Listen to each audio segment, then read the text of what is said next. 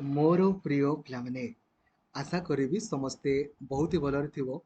आपनकु मने थिबो मु आपनकु 13 तारिख दिन कहिथिली 12 तारिख दिन मध्य कहिथिली पिलामाने आपण माने जो बारंबार बारंबार से गुटे कमेंट करूछंती सर हमरो बीएड अप्लाई केबे हबो, पीजी अप्लाई केबे हबो, सीटी अप्लाई केबे हबो।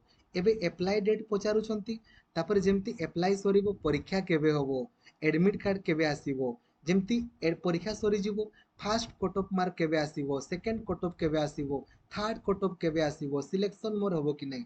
आपण माने जदि एई जिंस गुडा ऊपर फोकस करिवे ना आपणकर सिलेक्शन हबोनी।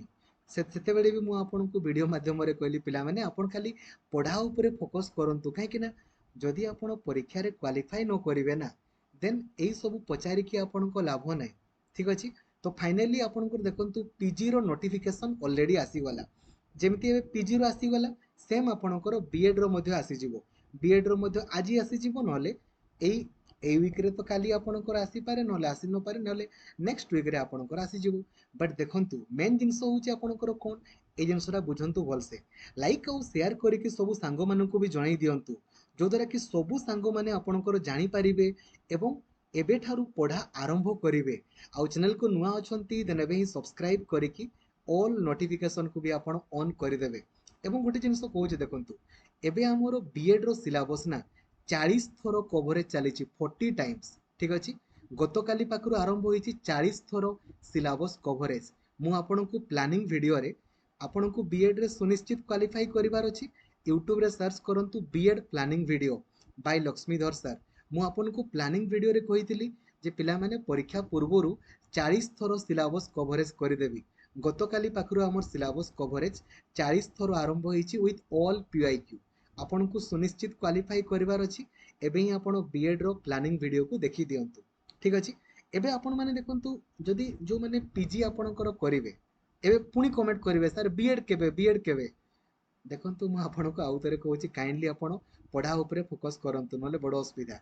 बंधुगण देखंतु पीजी रो ऑफिशियल वेबसाइट होची pg.samsodisha.gov.in।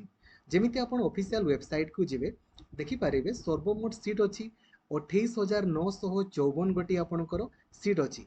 यह रेगुलर आपणकर पीजी अटे बट मु आपनको सर्वदा कहे जे आपण माने बीएड करि दियंतु डिस्टेंस रे पीजी करि दियंतु। रेगुलर रे बीएड करंतु डिस्टेंस रे पीजी आपणकर बोथ कंप्लीट हे जिवो। गैप एटलिस्ट 6 मास रखंतु।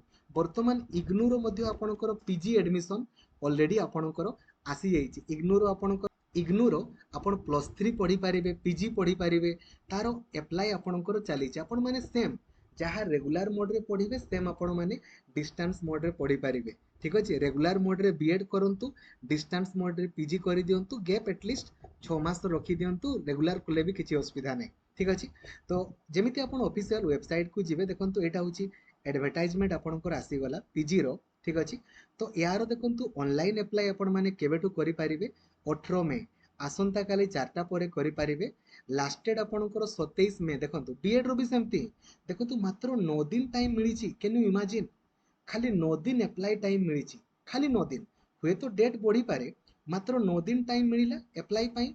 तापर देखंतु आपणकर एडमिट कार्ड देखंतु आसी जिवो केबे कहले 22 तारिख आपणकर एडमिट कार्ड आसी जिवो 3 जुलाई रु 14 जुलाई आपणकर परीक्षा हबो 3 जुलाई रु 14 जुलाई। ठीक अछि तापर आपणकर मार्क आपण माने अपडेट करिवे। मु आपनको कहूची ना बहुत अल्प टाइम मिलिबो आपणकर भाग्य जे एथरो टिके अधिक टाइम पाखापाखि 45 दिन टाइम मिलूची कहले चले कहीं ना एपटे आपणकर हाँ से 45 दिन आपनको टाइम मिलूची। बीएड रे किंतु आपनको सेतिकी दिन मिलिबोनी कहीं ना पीजी रे आपणकर बहुत दिन परीक्षा हबो बहुत सारा शिफ्ट ऑफलाइन परीक्षा। बीएड रे मात्र गुटे दिन परीक्षा आपणकर हबो गुटे दिन परीक्षा रे सब सरी जिवो। ठीक अछि तेणुकरी काइंडली आपण पढ़ा उपरे फोकस करंतु नले एमिति काई डेट आपणकर सांगे सांग बाहरी जिवो। जेमिति मु कहितली 13 मे परे आपणकर बाहरिबो फाइनली आपणकर बाहरी गला सिटी रो मध्ये बाहरी जिवो। दयापूर्वक पढ़ा पढ़ी करंतु नले आउ कोन कहबी। ठीक अछि आउ रेगुलर मोड रे आपण माने बीएड करंतु डिस्टेंस पीजी करंतु पुनी से रेगुलर पीजी करी कि आपण माने 2 वर्ष आपणकर मूल्यवान समयटाकू।